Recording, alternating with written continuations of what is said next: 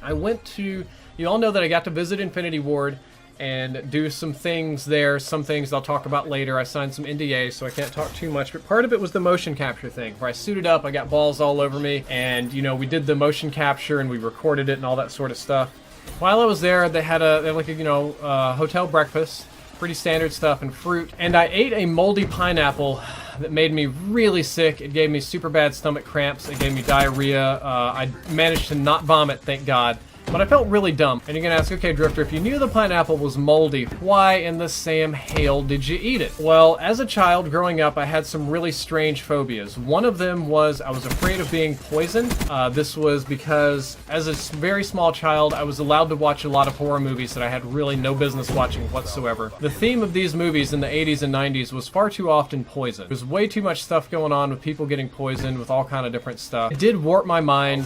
The movies were bad for me. I was constantly worried about getting poisoned, and I read the Goosebumps book and some other scary book about parents poisoning their kids and some other kind of nonsense. But the next part of this story is I tried really hard to let go of my childhood fears and move on, and to not be afraid of being poisoned all the time, because it made me a really picky eater. There's all kinds of food that I just wouldn't eat, that I didn't like. I worked really hard on letting this go, and then later on, my whole family got poisoned. One member of my extended family tried to kill my entire family, which was my stepfather, my mother, and my little brother. I don't want to talk too much about that, but it happened. Everybody got poisoned, right? Except for me. I was a very picky eater. I happened to be the only one in school that day, so I didn't eat lunch. And then I came home to the leftovers, and they were all already sick, and they said there was something wrong with the food, but you could eat it anyway. And I'm like, yeah, if there's something wrong with it, I think I'm just not gonna eat that. Okay, thanks, bye. So it turns out I was the only one not sick, and I was the only one capable of doing anything, so I had to take care of my whole family for a little bit under a week. It was like 4 days or so. It was also my responsibility to pack everything up so that when we moved, we could do it very, very quickly for safety reasons. And I think the idea was they wanted to either come in and kill everybody while they were poisoned, or that the poison would do it.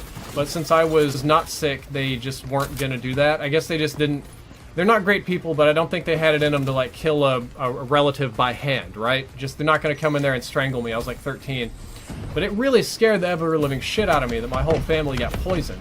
Like, for real poisoned, okay? And that I had to be the adult and take care of everybody, and it was a really big deal in my life. It was really traumatic. So I went straight back to being terrified of eating things that were weird. You know, if you get the ice cube that has the little speck of dust on it, not eating that. And it really just has freaked me the hell out. Got a phobia, stayed with me for a really long time. As an adult, I've tried really hard to let that go. I've tried hard to move on from the things that used to trigger me and scare me and make me act irrationally. And I realized one of the reasons I wasn't very popular in high school is I had a lot of very highly irrational actions, mostly because I lived in such a crazy, toxic environment that I didn't know how to act like a normal human being in a lot of scenarios. This being one of them, anyway. So after a lot of work, I was able to kind of let go of being a picky eater and a germaphobe and this kind of stuff. I got back to eating regular food and not being so worried about everything being spoiled and stuff like that. Part of that is practicing eating things that look funny, things that I wouldn't normally eat. I have to just go, just let it go. It's okay. It's not poisoned. You're being an idiot. You can eat it. You'll be fine. And for the most part, this was true. So fast forward to at Infinity Ward, and there's a moldy pine. Actually, at the hotel, there's a moldy pineapple, but it's only got like a tiny, tiny little like speck of mold on it, like just a wee bit, right? It's not even a whole lot. It's just like a little dot. And I look at it, and I'm like, I'm not eating that.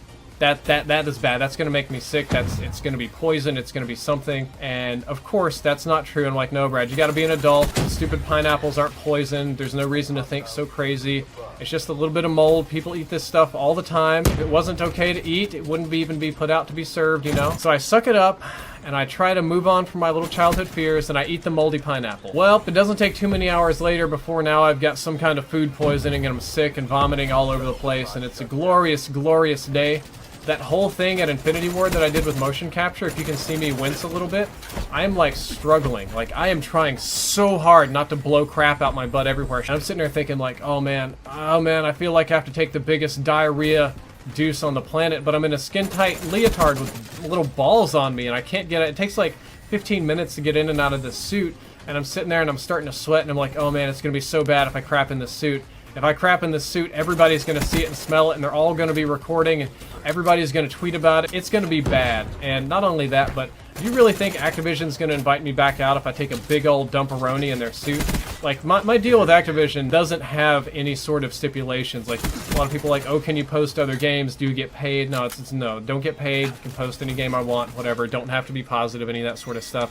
When you go visit a studio, like if I went to Infinity Ward, obviously I can't go there and just find a developer and slap them and say, I don't like your game, you suck at this. Slap the crap out of them. You can't do that. Like, I've had people tell me that I should go to Treyarch and kill Vonderhaar because he's such a terrible person. Obviously, that's not going to happen. But in the same kind of way, you got to behave yourself. If I sign an NDA and then break it and leak everything, well, you're not going back. Or you're actually probably going to go to court for that one. But some more fun stuff. So if I go there and I take a big shiitake mushrooms all over all of their fancy equipment, I'm obviously not going to get invited back. Like, who's going to invite the guy back that shits all over the motion capture equipment? If I was running the program, I certainly wouldn't. Like, could you imagine how awful that would be on video to have to, like, drop my pants and have them scoop, like, pull crap out of my butt? That would just be the worst thing ever. So, yay, moldy pineapples and childhood trauma. Caused me a whole lot of sweat. The good old Infinity Ward motion capture studio.